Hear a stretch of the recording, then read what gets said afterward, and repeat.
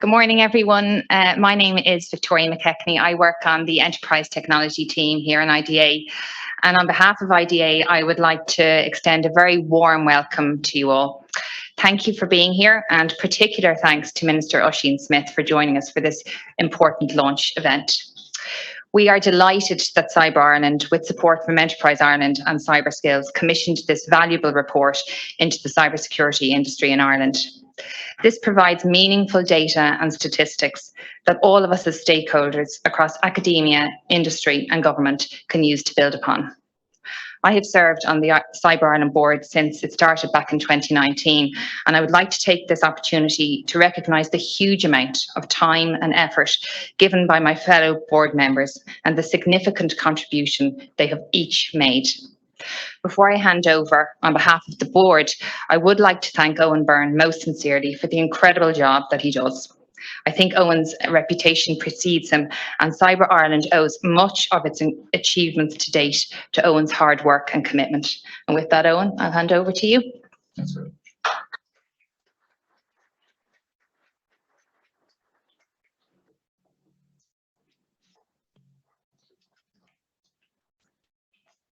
Today marks the launch of the first State of the Cybersecurity Sector report, and all of us here today understand that cybersecurity is critical to all sectors of our economy, to the smooth functioning of society and our national security as well. Both internationally and at home, we have seen the significant increase in cybercrime, which is a threat to Ireland's businesses, governments and citizens. However, one of the good news stories over the past number of years has been the growth of Ireland's cybersecurity sector. When investigating the need for supports for the cybersecurity sector back in 2018, we'd identified a critical mass of companies, both Irish and multinationals, from which we saw the potential to support through targeted initiatives addressing industry challenges. However, at the time, there was no comprehensive data or reports on the size and makeup of the cybersecurity sector in Ireland, and a baseline was required to allow us to analyse its strengths, weaknesses and opportunities. Cyber Ireland was founded in 2019 to bring together industry, academia and government to represent the needs of the cybersecurity ecosystem in Ireland and support its growth. We're an industry-led body hosted at Munster Technological University and supported by government agencies through Enterprise Ireland, IDA Ireland and the National Cybersecurity Centre. In 3 years, we've proven successful in facilitating connections, coordinating organisations and supporting collaboration in our key activities. We now have over 140 members from across the country, including 90 Irish SMEs and 40 multinationals, and bringing together 11 higher education institutes, supplying the skills and research required to develop Ireland's industry. One such opportunity is for increased collaborative research and development projects between industry and academia, and it was an application on the Higher Education Authority North-South call that initiated the need for this report. And so in 2021, Cyber Ireland and Cyberskills commissioned a report on the sector, which was conducted by Sam Donaldson and his team in Perspective Economics, who have undertaken similar reports on the UK cybersecurity sector and Northern Ireland. The objectives of this study are to understand the current size and makeup of the sector and track its future development, to assess the economic contribution of the cybersecurity sector to Ireland, and to assess the international cybersecurity market opportunities for Irish companies and FDI. Finally, we aim to produce recommendations to support the development and economic growth of Ireland's cybersecurity sector from evidence-based assessments.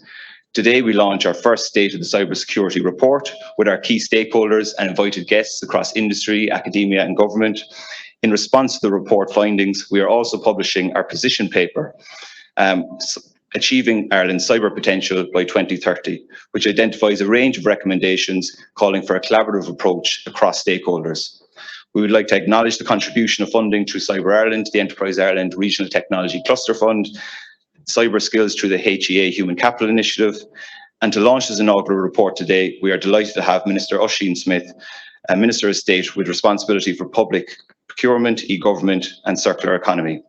Minister Smith joined us for our National Cybersecurity Conference online last year, and we're delighted to have a champion in government to support us in our work to develop this critical sector, giving the opening speech which acknowledged the importance of cybersecurity professionals, both men and women, across the country.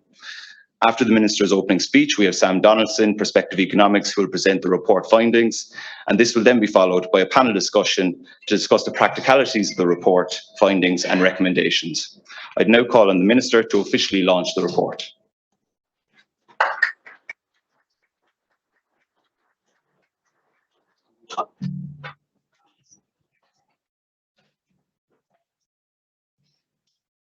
Thanks, everybody, and thank you very much, Owen. And thank you to the IDA for hosting us in this beautiful penthouse that I never knew they had. So I don't know what's going to happen when the austerity comes, but anyway, you know, I was appointed a year ago to this position, and when I read through the brief and I saw on getting cybersecurity, at that time, I was looking at it and I didn't know that the attackers were actually already in the HSE network at the time when I was appointed. So it was poison chalice, because a few days later on the 14th, which is tomorrow, though on the 14th of May, I got a call early in the morning to say that there had been this devastating attack and that all the machines had to shut down. And so the effect on the general public and on the media was to make people aware in a very direct way of the importance of cybersecurity. And that isn't the case in other countries. So I've spoken to ministers in other European country governments who have the same function as me, and they can't get their public interested in cybersecurity. So we are in a position where 2 years ago nobody would have known that you existed, and now we're in a position where everybody understands your importance. So we're in a stronger position because of that. I was in UCD last week, and I met with hundreds of school kids who had taken part in a pilot program for learning cyber skills, and also to inspire them if they would like to take up a career in cybersecurity. And this was run by Joe Carthy from computer science and Rachel Farrell from education. And it's exactly the kind of thing we need to be doing. We'd run this pilot program. We'll be looking at putting in a course in secondary level so that we can inspire kids towards moving towards a career at third level. I would love to see a centre of excellence for cybersecurity in Ireland. I think that's something that we need to develop. It's not something we can do in 1 year, but I think that there is activity going on in MTU, in UL, in UCD, and TUD, and I'm encouraged by that. To see that happening. So I'm sure there'll be competition between you for what's going to happen in the future. So this report, you know, it says that there are around 500 companies involved in cybersecurity, that there's 7,300 staff, but it's not looking at the public sector. We've probably got another 50% on top of that, and I look forward to completing the public sector portion of this so that we've got a better understanding of you know, what is the cybersecurity sector in Ireland, how it needs to grow, and so on. Because the initial media reaction to the attack last year was that there were only 25 people in the country working in cybersecurity, and how on earth could we protect the country in that way? And a misunderstanding of what the function was. So a lot of it is going to be about education. So primary, secondary, general education for the public, corporate education for people so that they know what they're doing to keep safe, but also third level. I have some news. The NIS2 directive has been sort of has been agreed at a preliminary stage in the final trilogue between the presidency of the council, the commission, and the Parliament, and may go for a final agreement at the next EU Council meeting on the 2nd of June. So that is going to be a significant change, legislative change for you. It means that there will be a much broader quantity of critical infrastructure providers, or OESs, and it means that there will be greater powers as well for enforcement in cybersecurity. So all that does is it is increasing the importance on that sector. And I guess with current affairs and what's going on in Eastern Europe, and also the review of the defence forces, the interest and importance of cybersecurity is only growing. I think it's important that we make sure that people understand, young people understand, that this is a growing career, an exciting sector to work in, something that will really challenge your mind, and it's a sector that, you know, to solve these problems, to combat people who are trying to attack us, we need, in the most ingenious ways that they can think of, we need teams that have people from different perspectives working on them, different ages, different class background, different gender, different cultural backgrounds. If you have 5 of the same kind of person in a room, they're not going to solve a problem as well as a mixed team. So everything we can do to try to get some diversity is going to strengthen our teams. So thank you so much for the work that you do in the private sector. I understand that it's a larger area than in the public sector, but Cyber Ireland does that fantastic thing of bringing academia, industry and government together. So thanks very much.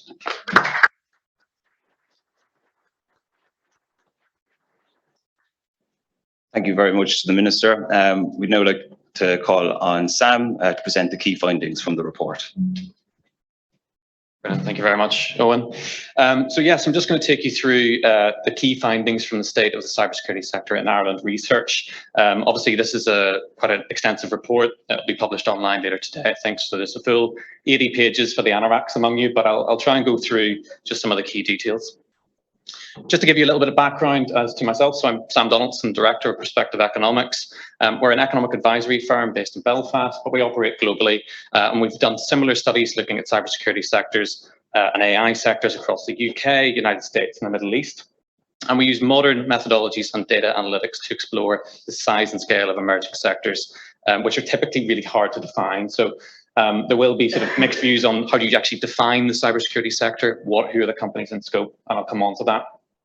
And we were really, really pleased last year when Cyber Ireland came to us to commission our team to undertake the very first sectoral analysis in Ireland, so providing a very, very strong baseline, trying to understand what's happening on the ground, who are the companies, and what are they doing.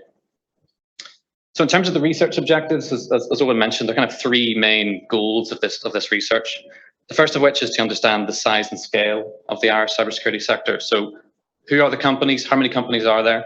What are they earning? Who are they hiring? What are the salaries like? What does that mean for the Irish economy?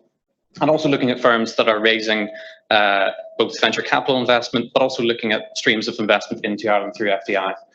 The second area then was trying to understand, well, what do these companies do? And for a number of people, when you try to look at sort of what a number of cybersecurity companies do, we get a lot of information, try to pull together. So we tried to categorize where we could what companies in Ireland were offering to the market and what some of the strengths are of the cybersecurity ecosystem in Ireland compared to other regions. And lastly, then, just looking at some of the market opportunities that actually exist for Ireland. So once we know what we know, then we can talk about what the steps are to support the sector over the coming decade. So in terms of some of the key findings, just firstly, the number of cybersecurity firms. So we used the National Cybersecurity Strategy definition of cybersecurity and developed a keyword list of over 600 terms to try to identify, using web data, using company data, and CSO data across Ireland, trying to identify wading through sort of thousands of potentially relevant firms in Ireland that were either, in terms of these key points, so either had a clear presence in Ireland, so have an office, demonstrate an active provision of services relating to cybersecurity, they're providing cybersecurity products or services to the market, maybe they have identifiable revenue or employment, or they're going out to market and hiring for cybersecurity professionals, or indeed employing skilled cybersecurity professionals to work on internal products and services. So a lot of different data points that are referenced in the report. And what we found was just shy of 500 companies, unique firms in Ireland that are offering or developing cybersecurity products and services. And about a third of those, so about 160 are what we would refer to as pure play or dedicated cybersecurity firms. So those are companies that the core of what they do, developing cybersecurity hardware and software solutions. Just to kind of go through some of the products and services offered, we develop a taxonomy in the report into sort of 6 key areas, what we think are of interest. Obviously, these are determined by keywords and interpretation of what companies do. But we identified these sort of 6 areas where you can broadly fit some of the companies that operate within Ireland. The top area is very much on that managed service provision side and advisory services. So companies that are just supporting other organizations to secure their premises, secure their operations. So over a third of companies in that space. Just under a third then on the sort of the software security side, so securing applications, networks, and cloud environments. 28% in risk, compliance, and fraud. And that's a very strong category for Ireland as well. There's a lot of mutual overlap between Ireland's cybersecurity sector and its performance in finance and fintech. Threat intelligence, just over a quarter of companies looking at sort of the threat intelligence side, monitoring, detection, analysis. And then a couple of specialisms starting to develop on the operational technology security side and connected devices, about 1 in 7 firms. identification, authentication, access control as well comes up. But this final category as well, and we talk about this in the report, what we've also found within the research is a very strong R&D presence within companies in Ireland. So companies that aren't typically cybersecurity firms, but are starting to build out very strong R&D functions relating to cybersecurity. And what we find really a thriving ecosystem across the island of Ireland. So when we looked at those 500 companies, we were able to map just over 700 offices across Ireland.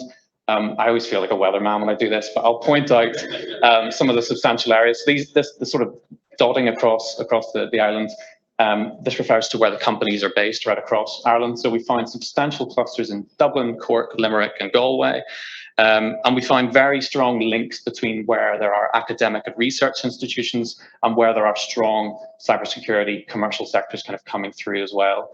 So really, really strong opportunity to kind of build on that and to bring together, as Minister Smith references, that relationship between academia, commercial and government. In terms of the number of people actually working in the sector, so what we did was we looked at these 500 companies and maps across where cybersecurity related roles exist within these companies. And we identified just under 7,500 staff, full-time equivalent staff, within a cybersecurity role within these companies. In terms of where that splits, and again, the report kind of goes through breakdown of where these jobs are based and what these jobs include. But what we found was there's a split of about 70-30 between employment concentrated in large firms, that's companies with over 250 staff, and about just under a third of staff based in SMEs. On the right-hand side as well, what we also find is that just over 4,000 jobs are supported by US FDI companies. So it's a really, really important finding, just the kind of the importance of FDI in supporting cybersecurity employment in the sector, but also quite a strong indigenous growth in employment as well. So over 2,000 cybersecurity staff based in Irish companies, and then a mix just across other regions as well. In terms of the economic contribution then, we reviewed company accounts and we also ran a survey at the tail end of last year, which over 100 cybersecurity businesses in Ireland participated in. And we asked the question about what revenue is generated by these companies and what revenue is relating to cybersecurity provision only.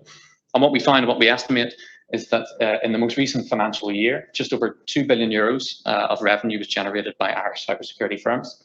And that leads to 1.1 billion in estimated GVA. So that's the kind of the productivity measure of the Irish cybersecurity sector.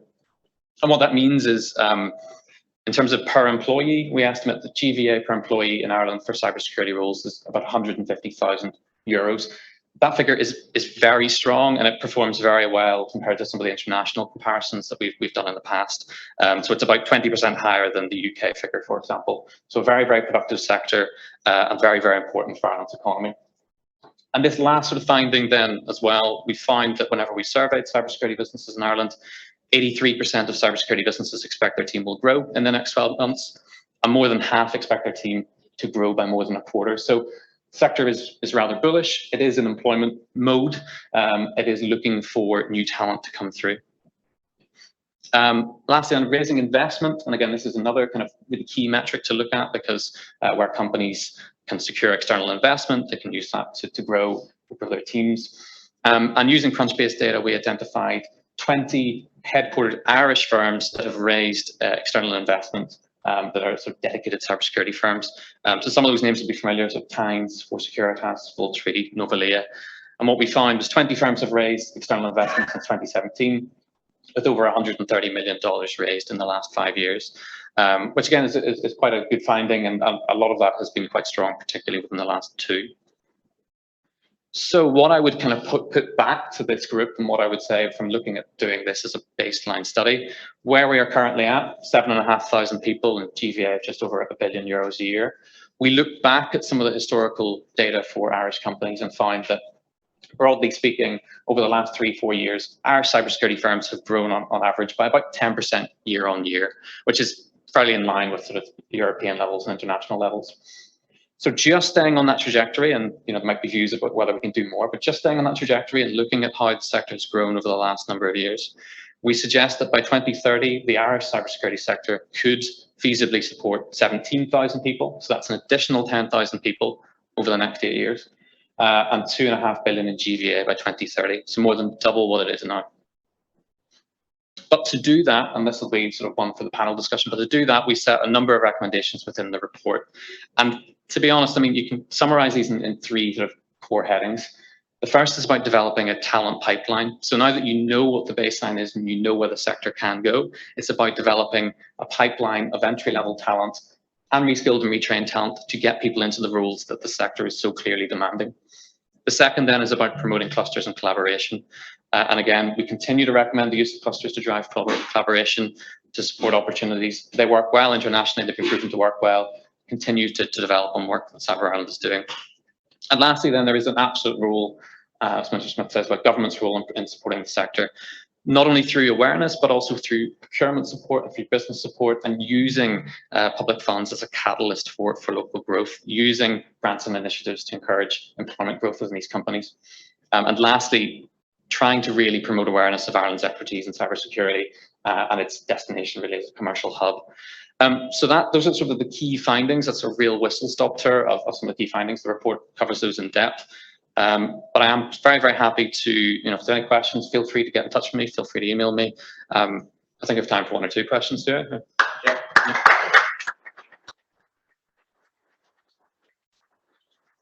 So I just want to commend Sam and his team for the report and the excellent bottom-up data that we now have on the sector. I suppose it's important to look at this in the context of the global cybersecurity market as well. And you've done some excellent work looking at strong cybersecurity countries and regions internationally. And I suppose our question is, how does Ireland stand up against other cybersecurity leaders internationally? And is there anything that we can learn from these countries? Yeah, no, absolutely. So within the report, we do set out a sort of a benchmarking section, and we look and compare Ireland against the UK, against Northern Ireland, against Estonia, and against Israel as well. In terms of some of the statistics that have come through, Ireland performs very well gram for gram in terms of the economic contribution of cybersecurity professionals. So I mentioned earlier, the Irish cybersecurity sector is about 20% more productive per employee than the UK sector is. You also have, I mentioned the figure of 500 companies. That is a very, very strong figure per 1 million population compared to some of the other studies we've done. It actually does put Ireland into a similar position as what we've seen in some parts of the United States, not all, and actually in some parts of Israel as well. So it's about taking that localized expertise, I think, and really building upon it. But certainly in terms of some of the key metrics, I think Ireland is in a very, very strong place, and it's certainly good to have that baseline to kind of shout about and to develop further. That's great. Thanks very much, Sam. Thanks, cheers.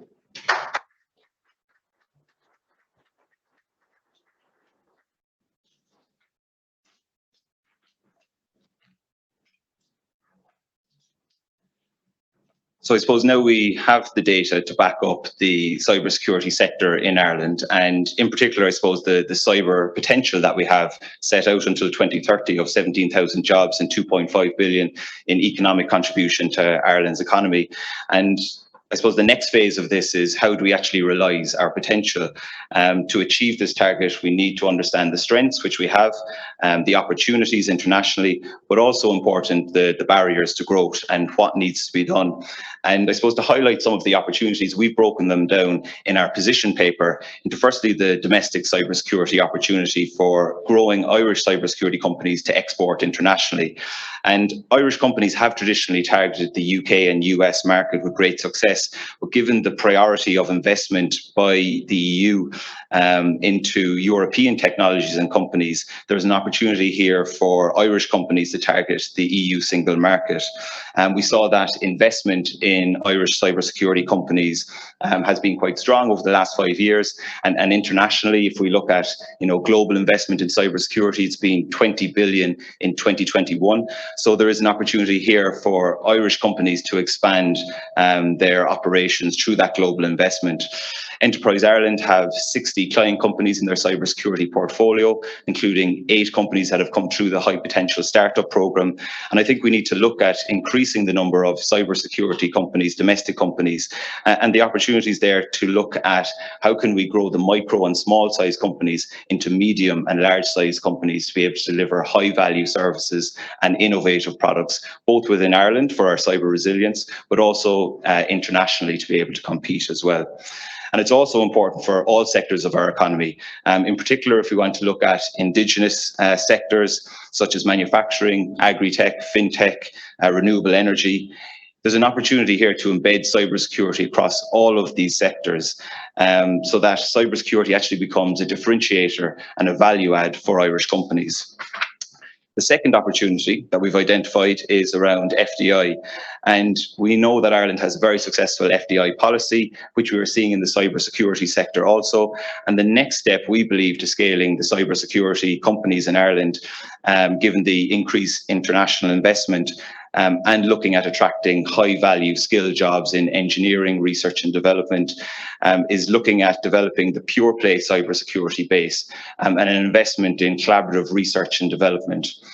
Secondly, then, we're looking at the diversified companies across many different sectors of our economy, in technology, financial services, healthcare and manufacturing, that the opportunity there to build out their cybersecurity operations in Ireland if we have the skills available to meet their needs.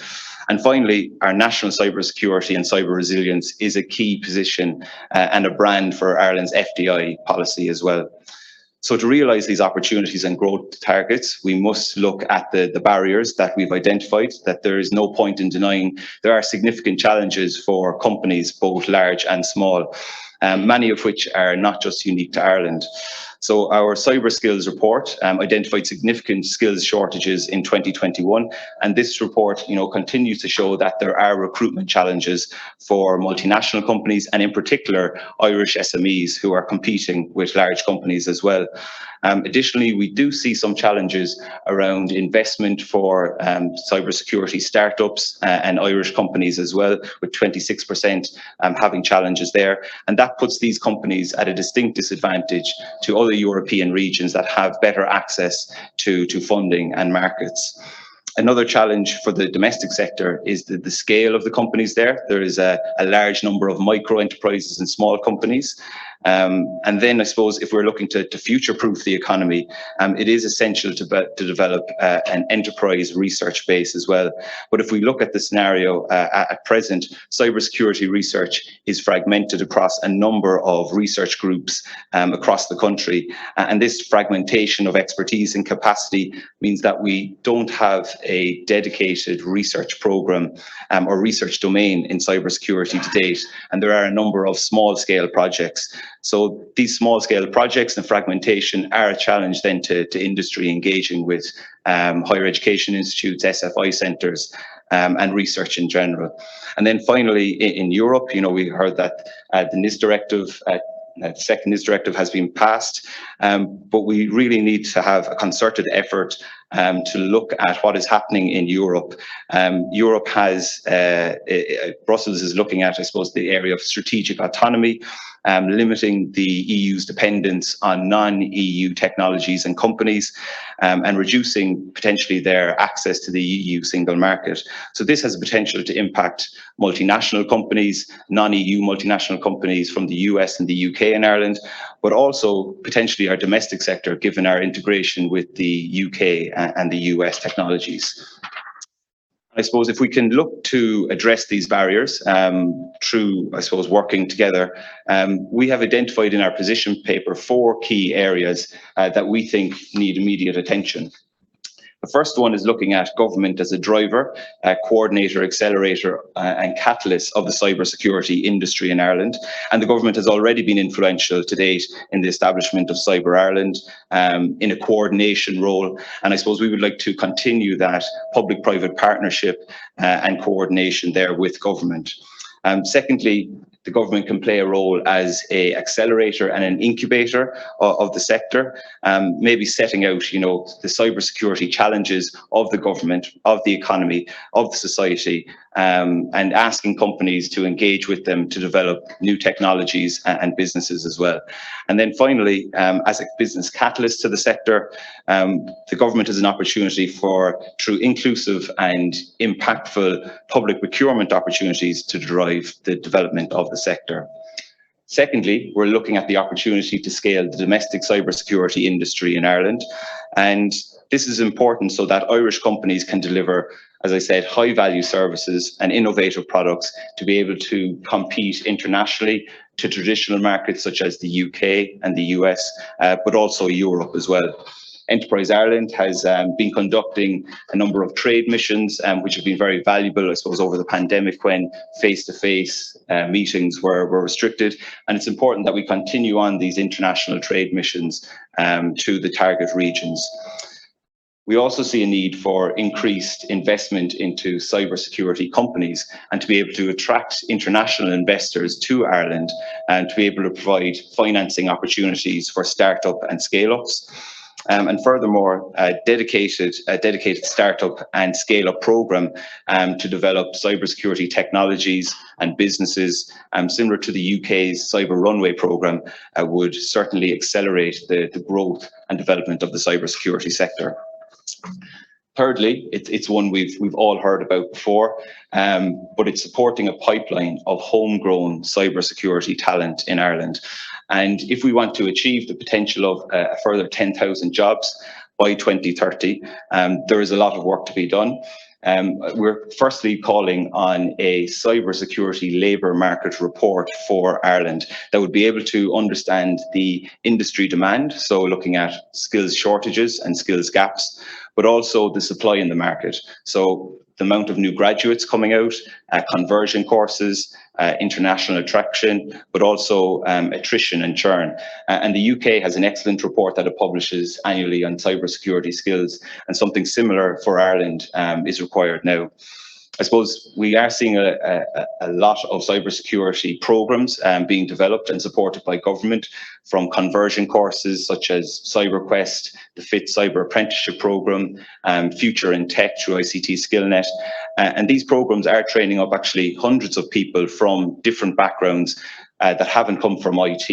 And I suppose the next step really here is we're calling on industry to provide early career opportunities for people coming out of these conversion courses to get their first chance step on the ladder in a cybersecurity career. And also saying that, you know, we need to open up job descriptions to allow people that maybe don't have a higher education degree or don't have IT experience to be able to get into cybersecurity for the first time. And then finally, looking at the opportunity that we have through the Cyber Skills Project, which has the opportunity to be a real game changer in training up hundreds of cybersecurity professionals in industry, targeting specific cybersecurity roles and niches that are there. Finally, I suppose our greatest opportunity, I believe, is really to leverage the cybersecurity industry base that we've identified in this report to develop an enterprise research and development ecosystem in Ireland. And this starts out with building a fundamental research base where we're actually, I suppose, investing in fundamental research to drive that upwards into exploitation so that we can engage in industry and academic research projects there.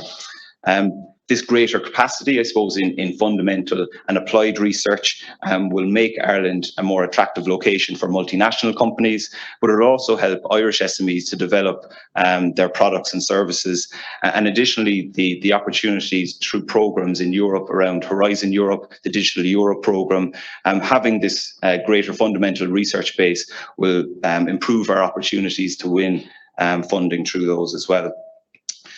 Our recommendation through the R&D to build the R&D ecosystem is to develop a national cybersecurity research advisory forum, which would be able to connect and coordinate government agencies, funders, higher education institutes and SFI centres with expertise in cybersecurity. And we've seen this being done in other areas such as quantum. So the development of our cybersecurity R&D ecosystem, we believe, will be the next step in developing the cybersecurity sector in Ireland and contributing to its growth, but also national cybersecurity and cyber resilience. So to conclude, we have the data now to back up the strengths of the sector. We have the data to back up the opportunity that exists. And really, I suppose, what we're trying to do through the cluster here is to look at a coordinated approach from all partners across industry, academia and government. It's clear that the challenges that are there both today and tomorrow can't be solved by any one organisation, any one company, any one government agency or university. And we really do need to work together across organisational boundaries, cultural boundaries, political boundaries, whatever they may be, to work together to address these challenges and achieve the potential that's there for our cybersecurity industry. So to, I suppose, bring some life to maybe the findings and our position paper, we're going to have a panel discussion next with the senior leaders across industry, academia and government. So I'd like to invite our panel up to the stage. We have Professor Donna O'Shea, Chair of Cybersecurity in MTU and lead of the Cyber Skills Project. We have Mr. Paul Walsh, VP of Engineering and Site Lead at Trellix and the Chairperson of Cyber Ireland. We have Mr. Owen Goulding, Group President of Integrity 360. And we have Dr. Richard Brown, Director of the National Cybersecurity Centre.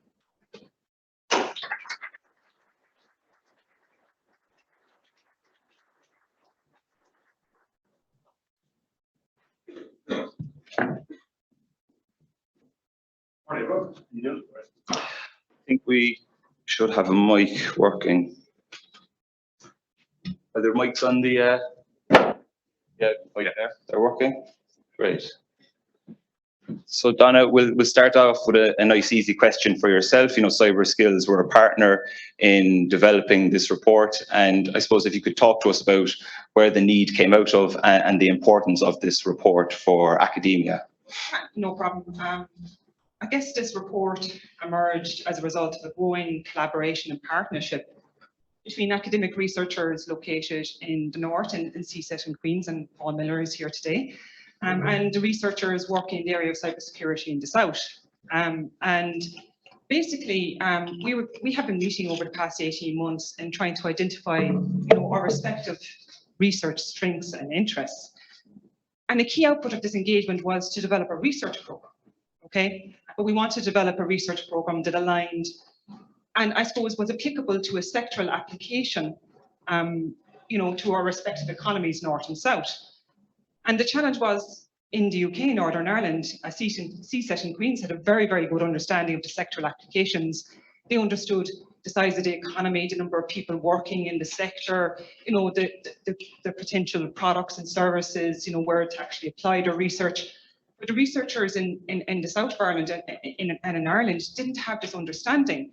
And so it was very difficult for us to actually align our research interests to an area that can benefit both of our respective economies.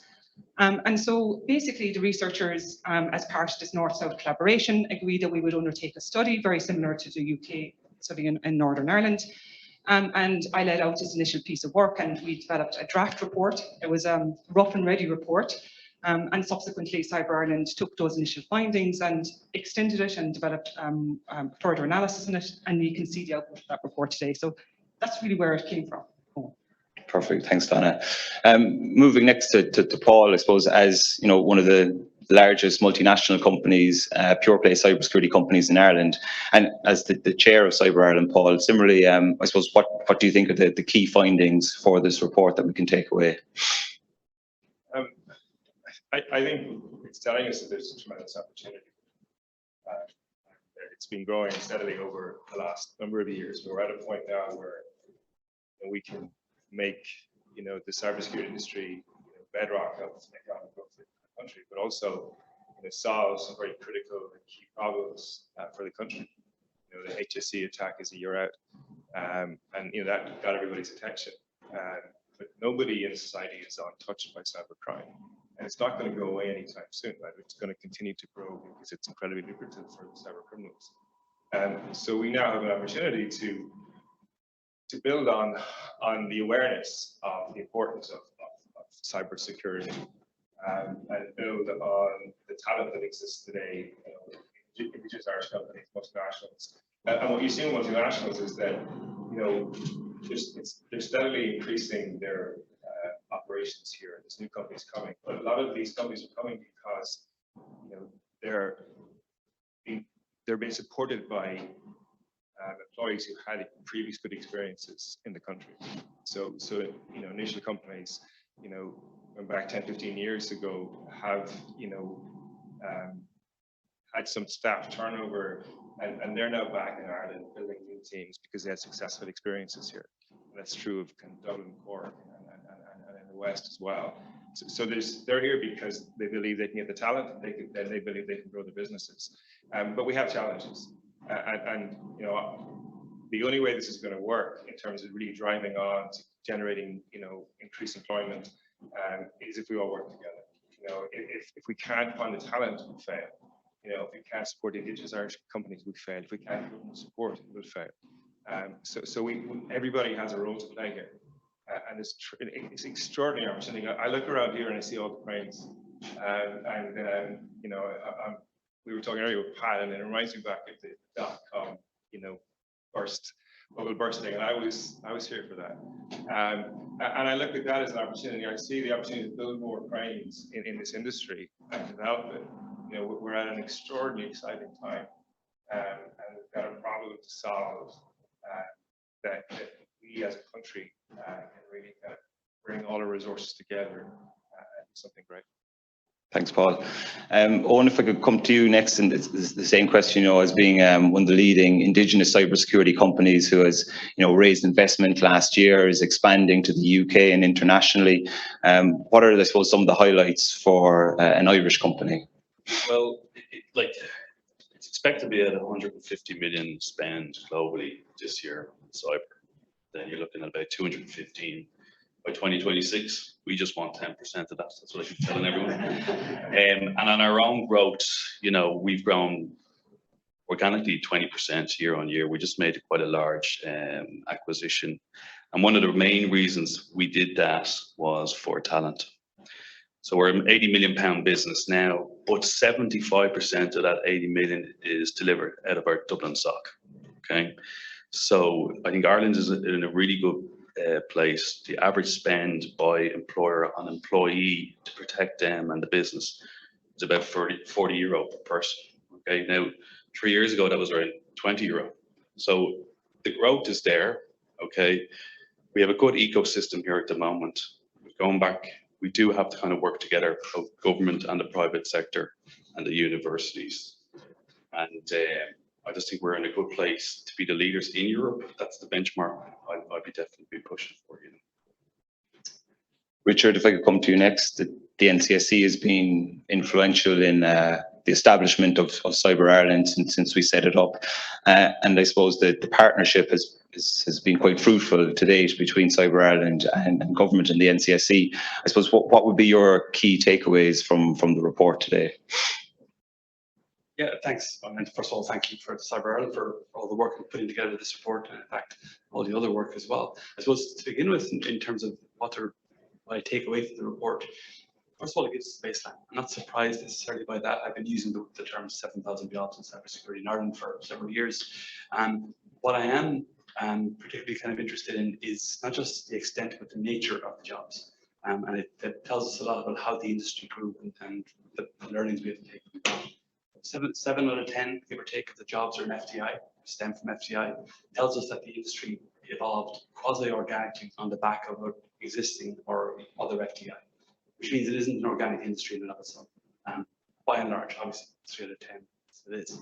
That tells us that there are huge risks in terms of its association with FDI, but also huge opportunities. The FDI market is evolving and changing. Global industry changes all the time, and we have to change with that and stay with the curve. The other thing that I take from it, and it's particularly interesting in terms of the presentation given just now, is the compound nature of cybersecurity as a discipline. We think of it as being a binary question, ones and zeros, but it's also an accounting issue. It's also a compliance issue. It's also a hardcore software issue. So there's a whole series of different disciplines embedded in cybersecurity. We can't hope to be masters of them all in this state. We do have to pick winners, and the IDA have a long history of being incredibly successful at picking winners. I mean, on that and looking ahead, we have a mission to RSACon in California in the next couple of weeks, along with some of those Irish companies that were mentioned, to try and ensure that we retain access to international capital markets on these things.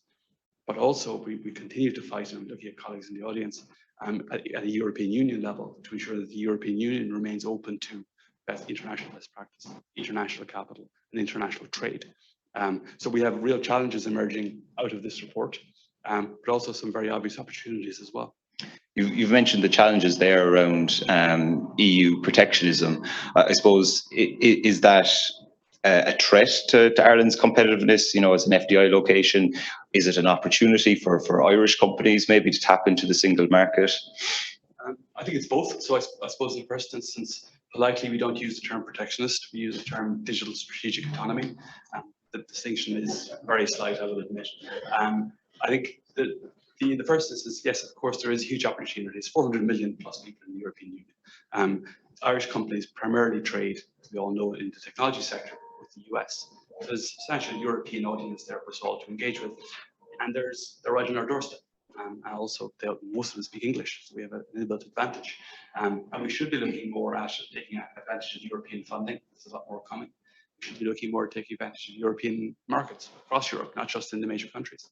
But at the same time, it would be remiss of me not to be very clear that there are pressing challenges coming our way in terms of this digital strategic autonomy because of our close economic and industrial engagement with the United States. We've been in a very lucky position for many years that we could sit in both environments. We could be an Atlantic traded country and a European, fully embedded in the European Union country. And there are issues coming around that as a consequence of digital strategic autonomy. Some of this is about the US, unsurprisingly, some of it's about China. So this geopolitical environment is changing. We'll have to flex with it. We're in a good place in terms of the resources, the people, the skills we have within the state. But we still have to remain flexible. We still have to be aware of what's coming our way. Owen, if I could come to you maybe on the European opportunity and your plans for expansion, you know, where do you see the opportunities for Irish businesses globally? You know, do we continue our focus on UK and US markets? Is the European market something that Irish companies should be looking at, and are we doing enough there? Our own ambition is to be the largest pure play cybersecurity in Europe by 2025. That's our ambition, because we believe it's out there, okay? And like Ireland is very good at supporting, like Enterprise Ireland have been great for us. But if you look at someone like Israel, which was mentioned earlier, they have had 11 unicorns last year, businesses just in pure cybersecurity, and they export 11 billion, okay? And they have great companies like Checkpoint on the NASDAQ, and CyberArk on the NASDAQ, and SentinelOne, right? And that's with a population of 9 million, because they give it focus.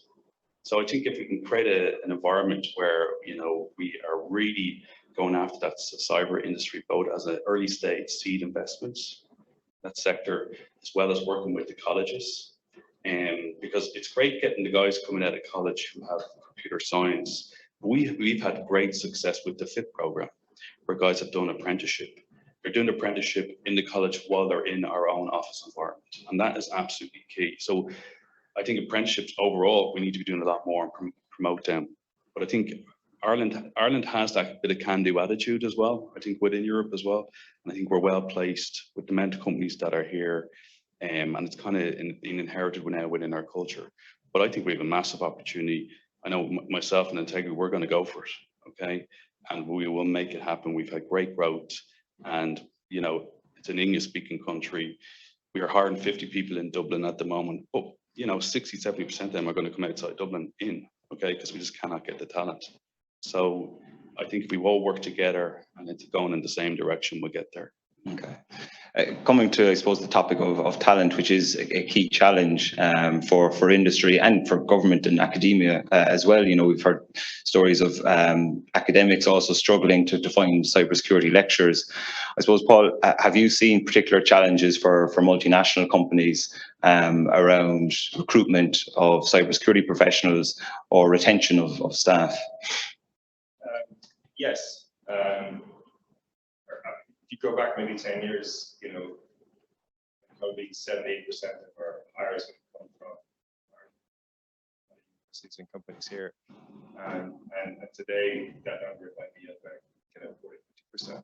So there definitely is a reducing number, but also I think there's more competition for that talent as well, right?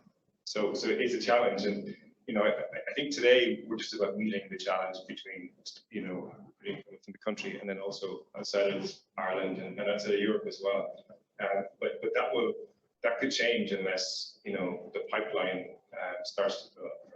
Right? And you know, I think it was mentioned at Minister that this is sort of back to primary, secondary school, and universities. But I think it requires, you know, a more focused approach. I think we got to think a little bit outside the box here. Fit program is a great example. Done that and benefited from it as well. But if we can't, meet the needs of the multinationals and find the talent that they need, then go somewhere else. And there's a lot of competition here. It's like within a multinational itself, you're competing internally for business. You're competing against all of the other major development centers that they have. So it's not a given that they're going to come to Ireland. You have to find hard to get the roles here. As I said earlier, leveraging the goodwill of those who have experiences of working positively in Ireland when they go to kind of change companies and set up engineering operations, that's great as well. But at some point, if talent becomes an issue and it dries up, then I think we're going to see a drop off in investment. So it's something that concerns me. I think multinationals maybe have an advantage in the sense that if you already have an established department, you can train people up over time. You can take maybe not necessarily cybersecurity talent and make cybersecurity professionals from them. Retaining them can be a challenge when you do that. But you have to work, in that sense, Indigenous Irish companies will find it harder to get the talent that they need to protect themselves. Dan, if we can come to you, I suppose, around the challenge of cybersecurity skills, and we don't want to just focus on the challenges because we have the data to show that there are security skills shortage, but I suppose, are we doing enough to adequately meet those skills shortages? And is there something that is there something more that we should be doing? I think the report, just bringing it back to the report, first of all, provides extremely useful information. It identifies Dublin and Cork as being location hotspots for cybersecurity investment and for cybersecurity companies. And it's important to reflect that in Munster there are 17 cybersecurity courses in Munster region alone, and there are 27 in the Leinster region. So these regions are really well served in terms of cybersecurity education.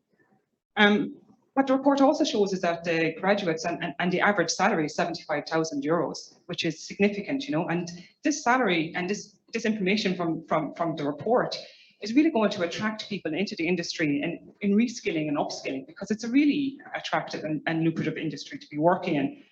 The report calls for greater collaboration between academia and industry, to address the critical skill shortage of cybersecurity professionals. But the reality is this is already happening on an everyday basis. And we have to identify the challenges as educational providers. And the first of all is that, cybersecurity education as a market is itself evolving and emerging, and it's a very dynamic market. And if you're a graduate in cybersecurity education, then normally your first job will be with a very large cybersecurity company. And the needs of SMEs and multinationals are actually different. If you're an SME, then you want someone who specializes in IT with cybersecurity as a piece. Whereas if you're a multinational, you probably want someone with dedicated cybersecurity expertise, but even a specialism within cybersecurity itself. This whole area is constantly evolving, and training needs to actually keep at pace. And the only way that we can keep at pace and keep our curricula up to date is actually by collaborating and working together. And I think that's really why the Cyber Skills Initiative is such an impactful initiative. It's the first time 4 academic institutions in Ireland are working together, sharing curricula, sharing resources, and developing cybersecurity pathways aligned to an international framework, which is the NIST framework. And we've identified 52 job roles in cybersecurity, and we're working together, right, in developing pathways and developing the knowledge, skills, and abilities for those job roles. And this is actually really significant. And we're also investing in an infrastructure. And this is the first time learners in Ireland will have access to a cyber range infrastructure. This is a game changer for cybersecurity education, because we're working together, we're developing the cybersecurity scenarios, we're deploying them on our cyber range infrastructure, and that permeates down through all the academic institutions' academic provisions. I think there is an opportunity, as well, that we need to start looking at, and it was something that Oisin mentioned earlier on around the diversity and inclusion. The UK have published a really significant report on diversity and inclusion, and I suppose demystifying diversity and inclusion. I think we need a similar report in Ireland. But I think, in order to address the critical skill shortage of cybersecurity professionals in Ireland, we really need to start thinking outside of the box. And we really need to start engaging with communities. diverse communities and diverse people, and saying, well, what are your barriers to participating in the industry? And the reality is, if you want to pursue a career in cybersecurity education, it typically requires an undergraduate degree and a postgraduate certification. This is really long and expensive, and it's confusing. And this is a significant challenge that we need, to address if we really want to, respond to the industry needs and the significant growth opportunities for Ireland. So oftentimes we can look to academia and the higher education institutes to provide the graduates coming out to fill those needs. But I suppose I would just put it to all of the panel, is there something that each of our relevant stakeholder groups can be doing to ensure that we meet these security skills challenges for industry and academia and government? And, Richard, even looking at the Minister noted there that potentially 50% of that 7,500 figure could be additionally cybersecurity professionals working in government. So how do we meet also the needs of government agencies for cybersecurity professionals? Want me to answer that first, Dawn? You can, absolutely. No, I think that there is a deeper need of understanding of the needs of the different sectors. But I think greater collaboration and greater partnership across the academic sector is required. But I also think industry have a responsibility of looking at, okay, we're producing graduates. These graduates are going into roles, graduate roles, and they need to start opening up positions at that level. And creating opportunities for the people that we're actually producing. And I think there's a responsibility there around industry to make sure that those kind of roles exist so these people can mature and the market can mature with them. And I think that is a significant challenge. Paul and Noan, do you agree with that? Or? No, totally. And one thing I would love to see it brought into secondary school. I can't understand how kids are getting mobile phones and they're getting laptops and iPads, and they're not being taught about cybersecurity to protect themselves and possibly get them into the industry. Like, I suppose a bit like the football, we need to start at the grassroots. Okay, I think that'd be a very, very quick win. And then some more accelerated programs. As I said to you, we don't need always degrees and masters and PhDs. Sometimes we need accelerated programs. We've taken a lot of people in who've gone back to the, taxi drivers, builders, nurses, who've gone back to doing an IT quick program. They're absolutely fantastic because they can also, straight away they know how to talk to a customer. Straight away they know how the importance of teamwork, where sometimes you mightn't necessarily get that somebody coming straight out of college. And security is not just cyber, is not just all about the technical stuff. You do need people to understand it in marketing. You do need people to understand it in finance. You do need to understand it it's broader than just a technical thing, But certainly secondary school, it should be certainly brought in there somehow, Yeah, I agree with that for sure. I think back to the late 80s, early 90s when the Microsofts and the Dells and all these guys came here, and there weren't enough graduates, and there was all these postgrad programs focused on computer science, and they were 6 month, 9 month, just quick programs, get people out the door with basic skills, and that seeded decades of employment. It grew. They're still here, those big, and they're huge today. But so many other companies benefit from that investment, right? And today we just don't have enough graduates coming out of college. It's that simple, right? Because they're not all going to go to cybersecurity, right? So we're not producing enough today. It's great that there's more awareness around cybersecurity today in terms of modules and so on. But it's going to take a long time before we actually produce enough people to fill the roles that we have. So there's an urgency here. I'm kind of concerned that we could miss the boat, because some other country gets their act together and gets a jump on us. I think we're superbly well positioned right now, and the companies are doing everything they can to try and be creative about attracting talent, entertaining talent, there's definitely opportunities. I think we think that we can work together on, but I think rapid acceleration and identifying talent early, but with good math skills, who could be good coders. You don't need to have a computer science degree, to code. You've got guys coming out of Coder Dojo classes and around the country who would absolutely shock you with their ability, right? They don't need to have a computer science degree to be effective. So I think we need to be creative, and we need to treat this with a real sense of urgency. Yeah, and thank you. I mean, I agree with all of that. I suppose there's two things really to keep in mind from my perspective. The first one is that every country in the developed world is having exactly the same problem.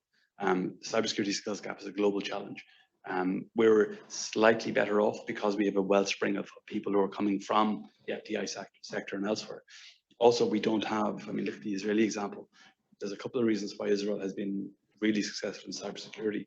One of them is that they have a very large, very well equipped, historic, with a long history, military, in electronic warfare, cybersecurity, intelligence gathering. And Unit 8200 has spawned more countries than a lot of American universities. And we don't have that military security apparatus.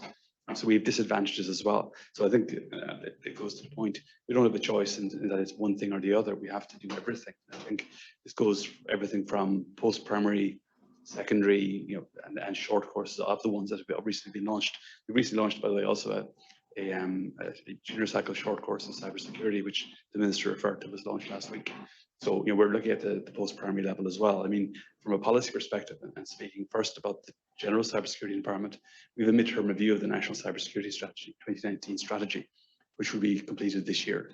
And that midterm review will cover exactly these kinds of issues in this report. It's very timely in terms of informing that process. And we'll look at all of these issues, I'm sure. But secondly, in stepping back and looking at government, speaking particularly about the challenges government faces. In the first instance, it's a bit like asking a carryman for directions. If I wanted to go there, I wouldn't start from here. And many of the issues we find in government are structural. You have organizations that are running IT functions that are too small. I will never have critical mass to be adequately secure. So government is restructuring much of its IT progressively and over time, with the work of the OGCIO and some of our work in, frankly, bullying people into it. There's also obviously an ongoing challenge in terms of skills of getting people into the public service. I've spent a significant amount of time over the last 2 months interviewing people for 3 separate competitions. Other people in the room have been part of that process too. And it's been very rewarding. We've gotten some really good candidates, and we will fill all of our roles and have some left over. But it is very clear there is a shortage of skills in the public sector in cybersecurity. The types of high-end skills we're looking for are very, very short supply. And that's a challenge for the state as a whole as well.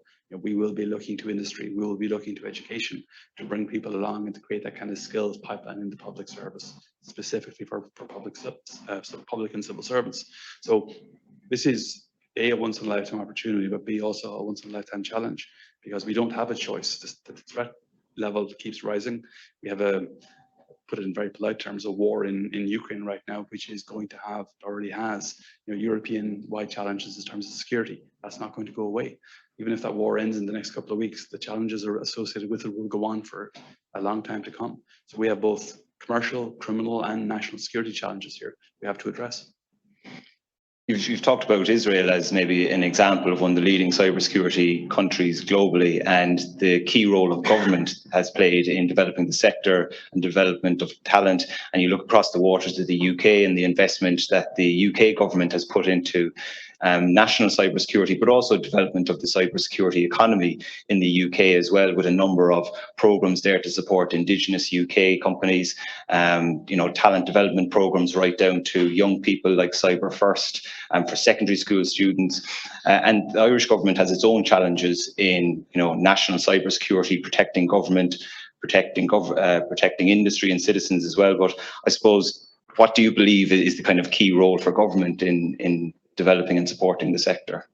I mean, the 2019 National Cybersecurity Strategy has 20 different measures with sub-measures underneath it, covering everything from national security through to skills, through to education, through to all of the things that you'd expect. To give you a historical perspective, and it's one of the reasons why I referred to the historical origins of cybersecurity in Ireland. When the NCSA UK opened its doors, in inverted commas, in 2015, it had 800 staff. At that point, we had 15. The NCSA UK is a fusion of 3 separate organizations, one of which was founded in 1942, one of which ultimately was founded in the mid-19th century, and one of which is much more recent. These countries have a long history of engaging in cybersecurity, information control, information security, define it as you will, which we don't have. So we're coming to this party very late. The Israeli example, and it's really pressing, they have had access to this state-of-the-art French and then later American technology in electronic warfare, etc., for years, and they've spent and trained thousands of people in it. The government rightly spotted an opportunity in the early 90s and went with it because they had a global advantage, an advantage no one else had. We don't have that. We come from a different perspective. Our perspective largely is fueled by, as Paul has said, the American multinationals who arrived here with a demand. That demand created this market that we're dealing with right now. It's 7,000 jobs. In terms of looking that forward, we will never be able to recreate that history. We can't go back, obviously. So instead, we have to play to our advantages. Some of those advantages is to draw on the skill sets, the technology, the people that are here because of that FDI, and to ensure that industry, academia, the state as a whole benefits fully from it. And again, if you read between the lines in the 2019 strategy, that was the premise. How do we pull from the international sector? And this is one of the reasons why Cyber Ireland exists at all. How do we pull industry, academia, and government together and create this kind of momentum like this, which will get us where we need to be in terms of skills and people and process. In looking forward, and again, not to go on too much about the European Union element of all of this, there are huge opportunities here for us to lead in terms of delivering programs that countries across the European Union need because they're members of the European Union. I'm talking particularly about the compliance regimes under NIS2, under things like the European Cybersecurity Act, under things like the forthcoming cyber resilience work that the European Union will be doing. We have 100 regulated entities here under NIS1. We will likely have more than 1,000 regulated entities here under NIS2. That creates a huge demand for people, for compliance, for skills. That's an opportunity as well. So this is one of the things we're looking at in the context of the upcoming review of the strategy. How do we take the future challenges and turn those into advantages, not just in terms of skills, but in terms of jobs and FDI? We'd like to come to the audience if you have any burning questions as well for distinguished panel members. We have a roaming mic. Fiona is around. Maybe we don't have Fiona around.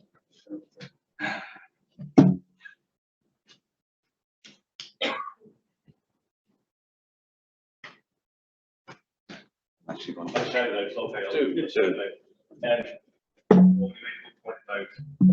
seconds and getting the quote of something there. We've got what ambition 10,000 jobs in 8 years.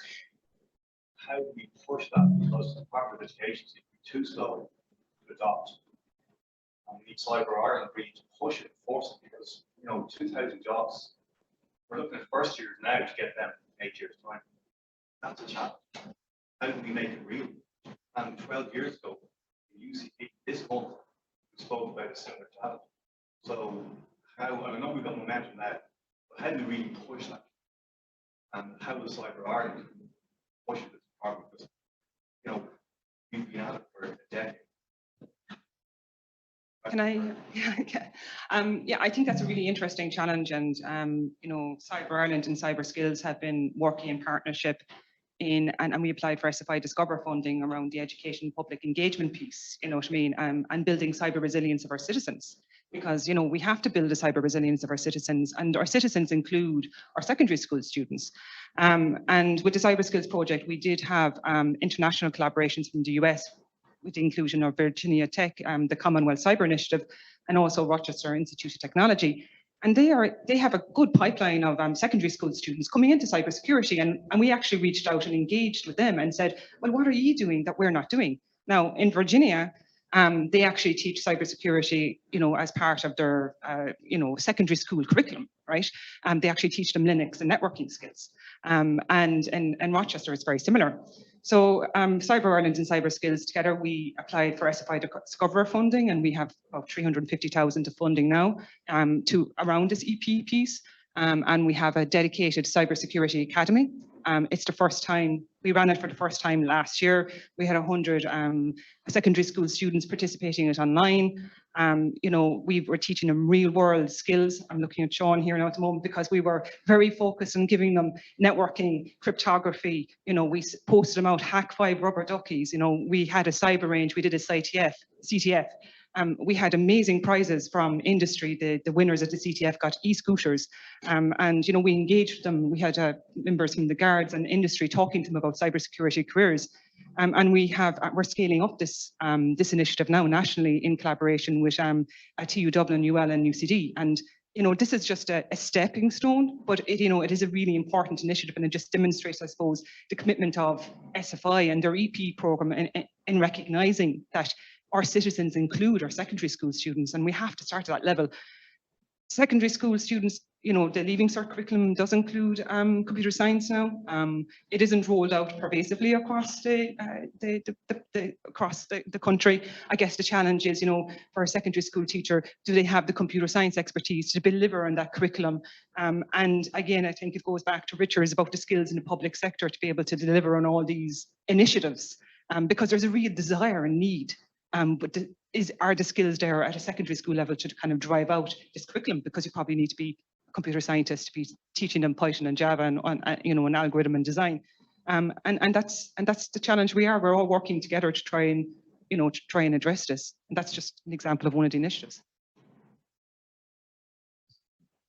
I would say just quickly, the schools is more like building the pipeline, so we're not going to see immediate return there.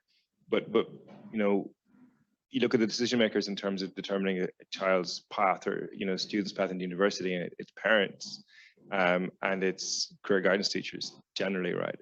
So there's education to be done there to kind of promote the opportunity that exists. I can't think of any other industry right now that has this much opportunity, this many vacant positions, and more vacant positions to come, online over the next while. So I think we have to look at those two areas as well to see if we can create more interest in cyber careers as an opportunity. Lane?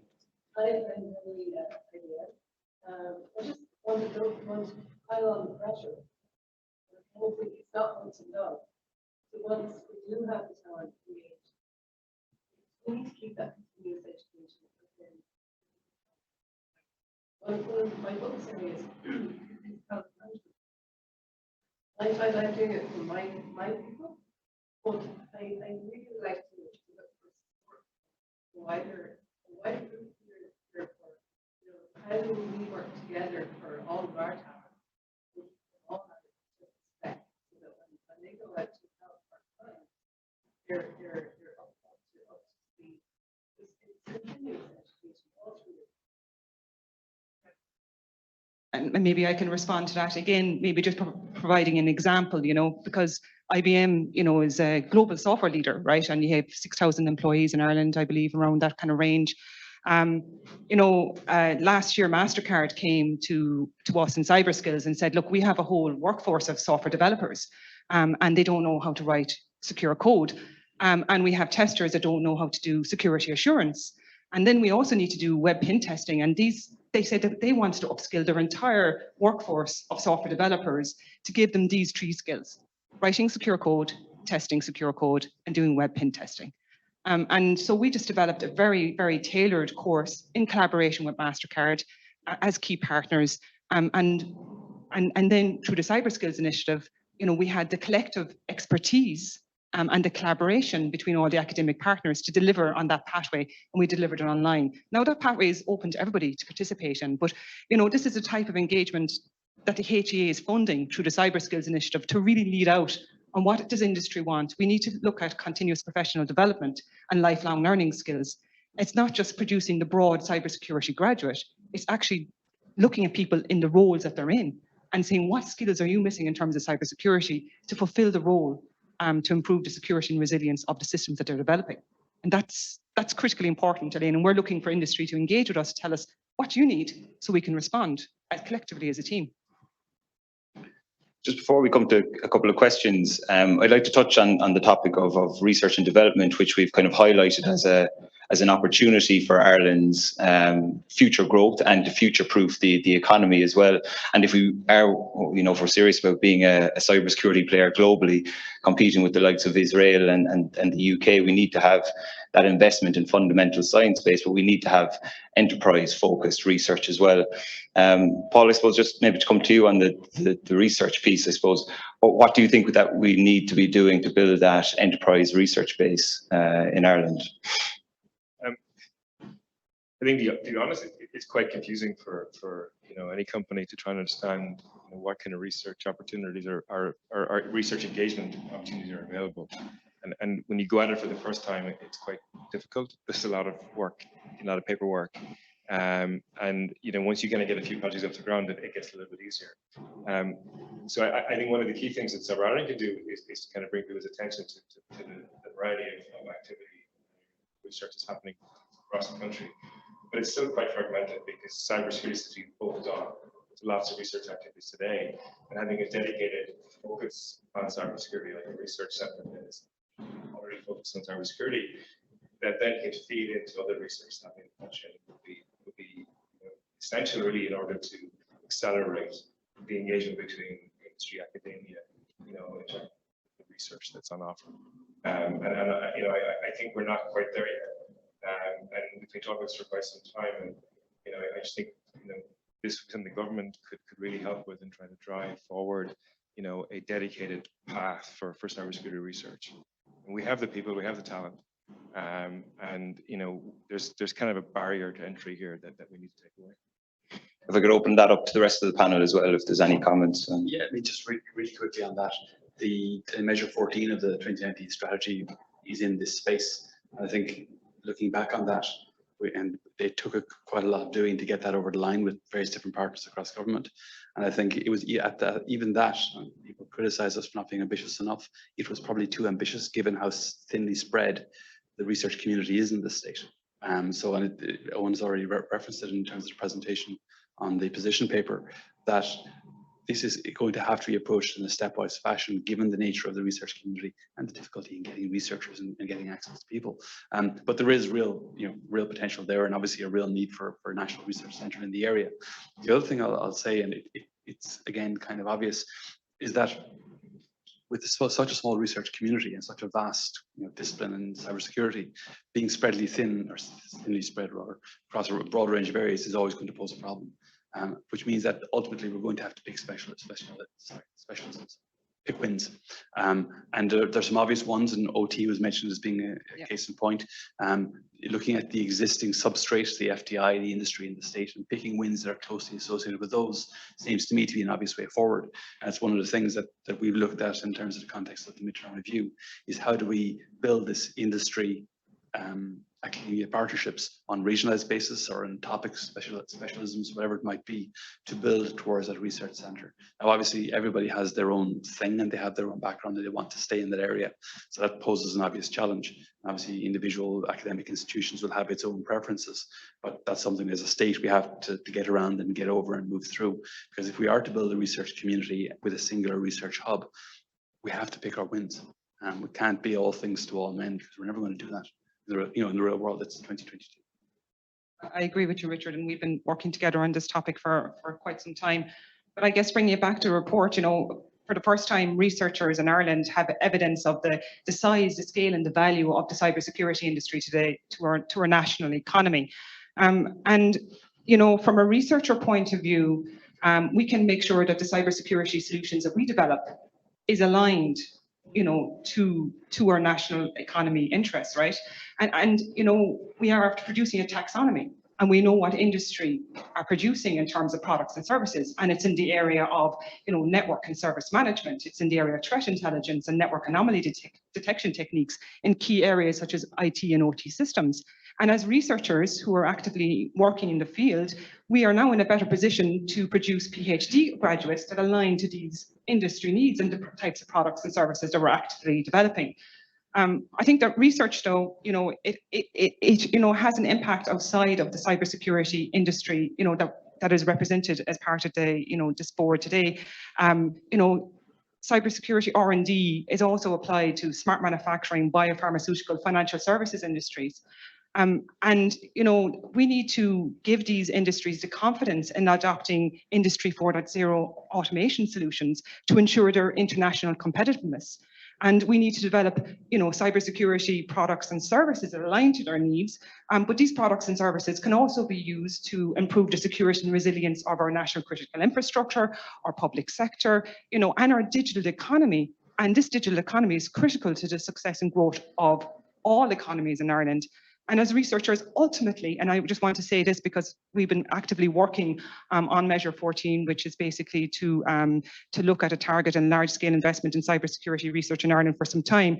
We want to develop impact, and the impact is, there to ensure that we want to deliver impact. We want to develop cybersecurity solutions to ensure that Ireland becomes an international global location for cybersecurity investment and to position Ireland as a global leader. I mean, and that's ultimately what us as researchers want to do: deliver impact for Ireland. And I guess there's still more work to be done, but I believe we are at a great starting point now through the level of understanding we have through this report. Great. We have time for just one or two last questions. Kevin.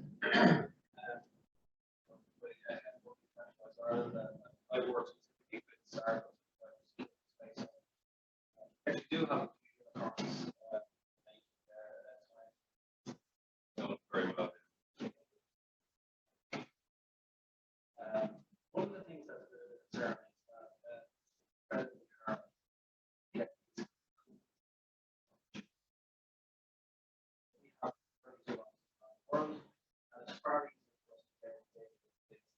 that targets in New York.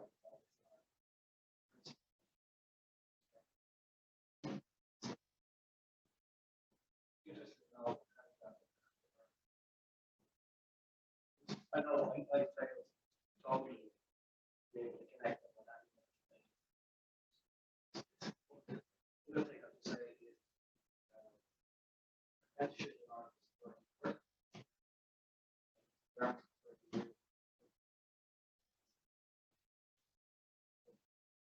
there could be great hackers and others that want to go there, and just make the opportunity. I know widely concerned, whereas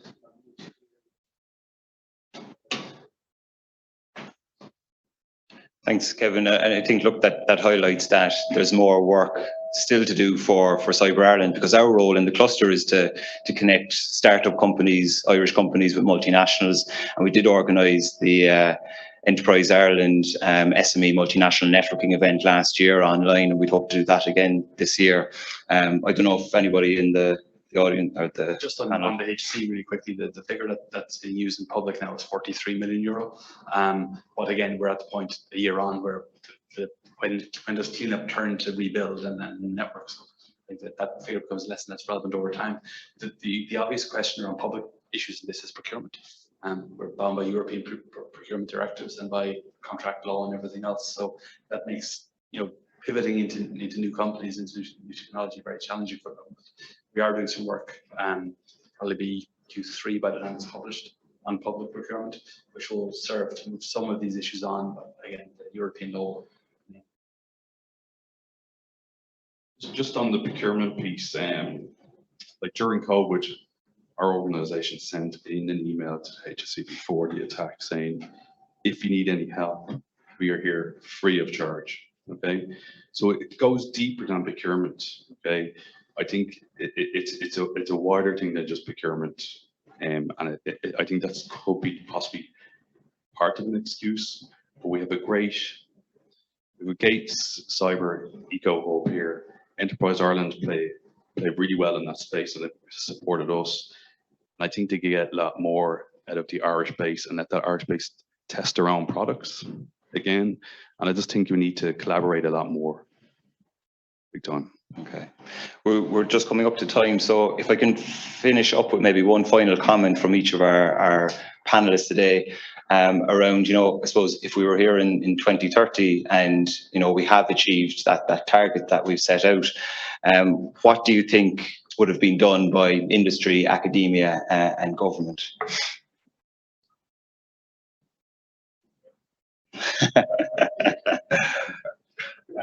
So I mean, if we're into 2030, I think hopefully we'll be in a position. I think we'll be talking about some of these same problems, right? But if we can grow the numbers in the country, to whatever the 17,000 that we talked about, then I think we'll move forward and we'll be in a better place. I think the value of today is bringing it all together. I think now we've got a benchmark in a sense. We also have a roadmap. And I don't think anyone disagrees with the work that has to be done here. If we can execute on this, and we'll have successes and failures along the way, but if we can get a lot of this across the line and continue to have one entity manage cybersecurity organization, our cybersecurity business, our opportunities in the country, like Ireland, you create a coordination, you've got a cluster, and you've got an opportunity for collaboration. Without that, I don't think we could be successful. So I'm excited about the opportunity, but I'm also realistic about the challenges that we have. They're significant. 2030, I suppose I would like to see, the challenge around cybersecurity R&D addressed. I believe if we really want to, attract, continuous FDI investment, then we need to have a fundamental research science base in cybersecurity in Ireland. And we need to recognize that cybersecurity research is actually different to other types of research because it's inherently more applied. And I think there's a lack of understanding around what cybersecurity research is and the nature and the format of that research. I hope to see cybersecurity as major themes in all the SFI research centres, over the next number of years. Currently it's been included in the SFI Research Centre Confirm in phase 2, and this is a welcome addition, and I commend Conor McCarthy, Director, for including it as a research theme. But we need to see more of that, and we need to see dedicated and targeted research programs in cybersecurity. And it's not just a responsibility of SFI, it's also the responsibility of other funding organisations such as Enterprise Ireland, SFI, and government agencies setting a policy around, cybersecurity is strategically important. And, we need to develop targeted we need to develop targeted programs to build up the fundamental science base, which can later be exploited at a higher TRL level to the benefit of the economy. And that's where I'd like to see Ireland by 2030. I'll dive in while the mic's being passed around. So I suppose in the first instance, if we're all sitting here on the same stage in 2030, I think the first thing is some of us will probably want to go back to 2022, given how heavily regulated parts of the cybersecurity industry will likely be by then. The second thing is that there's substantial risks out there as well. We get a decent recession, and the competition for public funding will be such that cyber will be competing for everything else. So, there are risks awaiting us in between now and then as well. The last thing, and I think, and to answer the question directly, if this is to be successful, if we're sitting here with X number of additional jobs created, it will be because A, of collaboration across and through Cyber Ireland and across government. B, it'll be because we've exercised our opportunities internationally fully at a European and global level, including the US. And C, it'll be because we have focused and picked our wins across research, across public policy, across industry, to ensure we actually fully execute on some things rather than partially execute on lots. 2030, for me, I'm definitely retired. I'm retired with Pat, doing a bit of fishing, Pat. But certainly I want to see Ireland in a better place, as in a country that's protected, okay? And a lot of Irish companies taking their part in making that happen. And I'd also like to see 1 or 2 Irish companies internationally IPO'd, be these unicorns like Tynes, fantastic business. And that we measure it as an export of a service, and it's a big number, because it's grown for other countries. And we are lagging a bit behind in some areas, but I think we have it in our own ambition, our own drive to get where we want to get to. Great, thank you. I'd just like to thank all of our panel for their thoughts.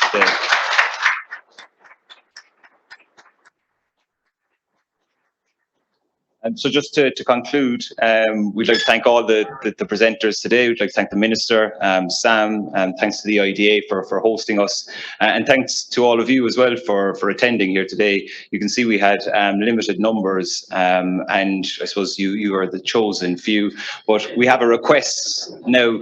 Each of you will have received the report after the launch, and we'd ask you to go out now and share the report with your network, with other people across the cybersecurity community, and also to share the conversations that we had here today.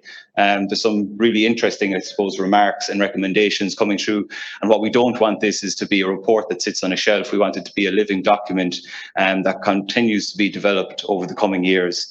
So thank you very much for your attendance. Cheers.